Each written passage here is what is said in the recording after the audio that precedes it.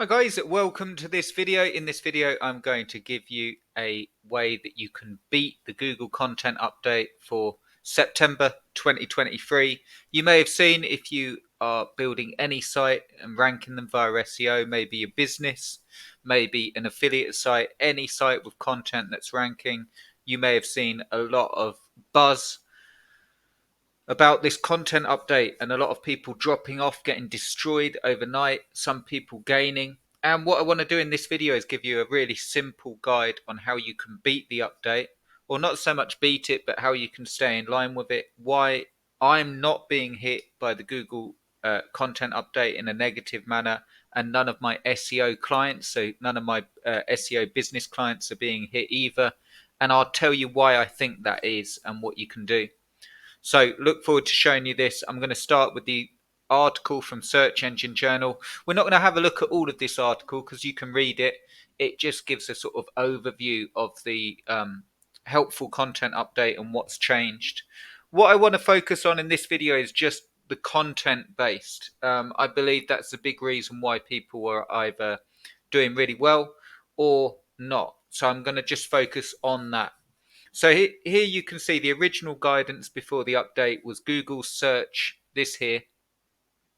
Google's search helpful content system generates a signal used by our automated ranking systems to better ensure people see original, helpful content written by people for people in search results. Because of AI and because of a lot of people using AI to generate content and different tools, you can see that this has been updated.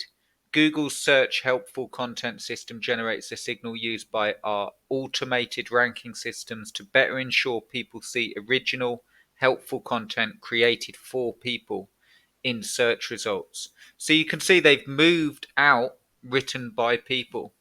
So that means that they're relaxing the rules, or it leads us to think that they're relaxing the rules over using AI content.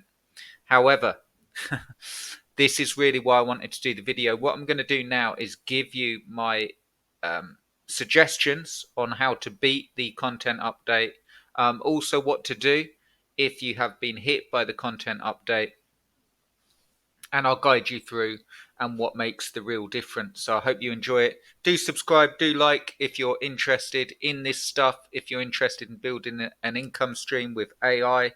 Do check out the link below as well if you want to go deeper into the rabbit hole and actually see me put my money where my mouth is and show you sites being built up. The link below will take you through to this site, and you will be able to get access to a behind the scenes VIP, which literally shows me building affiliate sites, ranking them, profiting, selling them, either flipping them or building them up and creating monthly income streams. And you'll be able to see exactly how it's done. It is very close to the end of this. So this is being shut down soon. But if you're watching this video and you want to see it done, do check it out. The video's below. It will explain everything that you get inside, and I'd love to have you with me. So you find that link below. Okay, here we go. Let's get into the good stuff. How to beat the Google helpful content update. I'm going to use an example for an Amazon product. It doesn't really matter the product. We just need something to talk about in terms of content. Here we go. So this is how you can beat it. This is how I'm writing content. And I'm focused in here on an affiliate site. But this is exactly how to beat it. Okay, so you can see a product here. What happens normally is that when people are writing content, what they do is they go through to ChatGPT and they might write a really insightful content piece using ChatGPT, so asking all the right questions and all of that stuff, okay? The key thing, and I want to give you the thing right here without jabbering on for hours, I want to give you the thing that will make the biggest difference. When you've got this product here, Echo Buds with active noise cancellation, if you write a review, for instance, or an overview of this product for an affiliate site, and you're mentioning the audio and active noise cancellation, you can customize your audio. It's compact and comfortable, hands-free entertainment, seamless switching, long-lasting battery. and so on. These are all things that, of course, you're going to mention, but it doesn't set you apart from anyone on the internet. The best way would be to obviously use the products and do a proper review. But when you're building an affiliate site, you obviously can't do that. You're not going to buy every single product that you're giving an overview for. So be upfront about that, in my opinion, and say that this is just an overview. But even with your research, yes, you need to mention the features, but that's not what's going to make your content helpful and unique, because ultimately they could go through to Amazon and read the product listing page and get all of the same information. So what makes your content unique and helpful for the end user? And I'm just speaking in terms of a sort of review or overview. Of course, when you're doing keyword content, you want to think about the intention behind the search. Okay. But just sticking with the review, what would make it helpful? Let me show you. I'll just swap this over for you so you can see.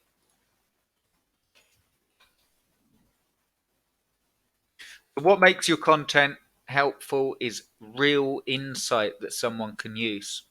Okay, so we've got this product, these Amazon earbuds, and we can mention all the features and so on. But what will make your content valuable and unique and helpful all at the same time is number one, as an example, you don't have to use this, but as an example, other choices. So instead of buying the Amazon earbuds, what other products could someone buy? Well, you can see here Apple AirPods Pro, Sony WF-1000, Bose Quiet Comfort earbuds. Yes, a lot of people will use the same thing like comparison, but that sets you apart a little bit. Okay, it's not just an overview. Now you've actually looked at other products in the market, written a little bit about them, the pros and cons, how they weigh up to the Amazon earbuds in this case, and that sets you apart.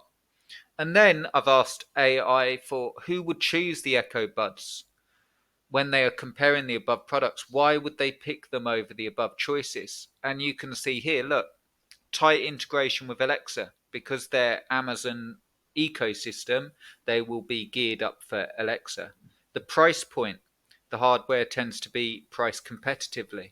The sound quality and ANC, active noise cancelling, design and comfort, cross-platform compatibility. And if you wanted to go further, you would also compare this to the other choices that I've just mentioned. And yes, it's more work, more research, but you can see how doing that, when you have an overview, if you had an article on this product, and if you're actually giving real insights, who should pick this? What other choices are there? What's best in terms of price point? What's best in terms of the features that are important to you? Like if you're really going for sound quality and active noise cancelling, they might not be the best choice. Maybe it's worth spending a little bit more. If it's really important to you that they integrate tightly with Alexa, then you might be better going for this choice, even if you wanted the better sound quality, because these will work really, really well. What are the pros? What are the cons? What are people saying about them in their reviews? What insights can you get that people, these are fantastic. I had to use the second earbud pieces for a better fit. So the main thing I'm saying is you can see the things I've mentioned is far more than just an overview. If you're writing your content, and this is the main takeaway, if you're writing your content and all you're doing is giving an overview of a product, however in depth, you're less likely to rank, and you're more likely to be hit negatively with a helpful content update. If you're actually thinking about the end user and not Google, and you're including all of the information that would actually be valuable to them. So if I landed on a site and they'd done this comparison for me, and they'd picked out the main features based on what you want. So um, like if it said something like ultimately when you're buying earbuds, it will be down to preference. If you're looking for great earbuds for running, for something that integrates with Alexa, for something that gives you great sound quality, then this is a great choice. If you're looking for the best sound quality, then you're better going for XYZ. So you've actually thought about the end user, and you're thinking, And if you write your content like that, which is more effort, more research, but you will rank higher. And that is so how I am using AI is not to write the content, but definitely to do some of the research for me that then I'm double checking. So I won't state, like you can see here, all these products. I won't stay here and just keep asking AI questions. I'll go and check those products out on Amazon and see what people say about them and research. So the key takeaway is if you write your content for the end user and if you offer them something ideally that they can't get anywhere else, that's ideal. But if they can get it somewhere else, you've done a really, really good job and it's still, valuable to them.